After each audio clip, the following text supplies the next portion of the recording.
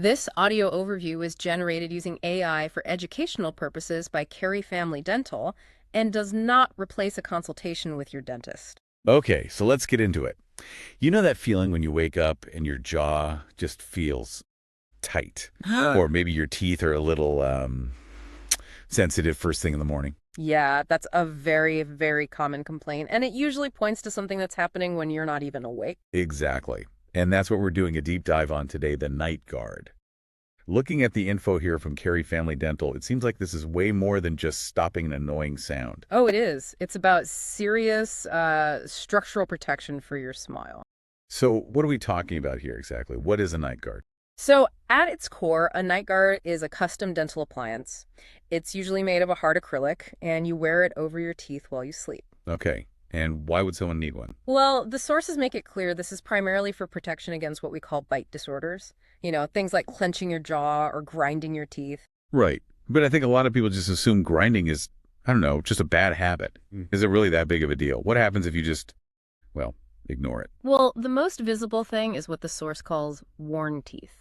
The biting surfaces literally get flattened down over time. But it goes deeper than that. Deeper how? You're looking at significant muscle pain and even temporomandibular joint disorders. Most people just call that TMJ. Ouch. So it's not just the teeth, it's the whole jaw system. That's the key thing. The night guard doesn't just put a barrier there. Its real job is to help balance your jaw joints and all the forces of your bite. It spreads that pressure out. Okay, that makes sense. But here's a question I'm sure everyone has. Why can't I just go to the drugstore and get one of those, boil and bite things for 20 bucks? And that is such a crucial distinction. The process described here is completely custom. It starts with impressions of your teeth, then it's made in a dental lab specifically for you. Okay. But the most important part, and this is what you absolutely don't get from a kit, is the delivery appointment. The delivery? You mean when they just hand it over? It's much more than that. The dentist actually puts it in your mouth and then carefully adjusts and balances it. They make sure all the contact points are perfectly even for your specific bite. I see. A store-bought guard that's off by even a tiny bit it could actually make your jaw issues worse, not better. Wow. So it's less like buying a generic product and more like getting a custom medical device fitted. Precisely. Now, let's be real for a second. What does it actually feel like to wear a hard piece of plastic in your mouth all night? The sources seem pretty honest about this. They are. They're very transparent that it can feel bulky or just unusual at first. Mm-hmm. In fact, there's a fascinating note here that some people might even unconsciously take it out while they're sleeping at the beginning just because their body isn't used to it. I can totally see myself waking up and finding it on the pillow next to me. And that's completely normal. The source is reassuring here. It says most people adapt within just a few weeks. And often, they find they actually sleep better with it.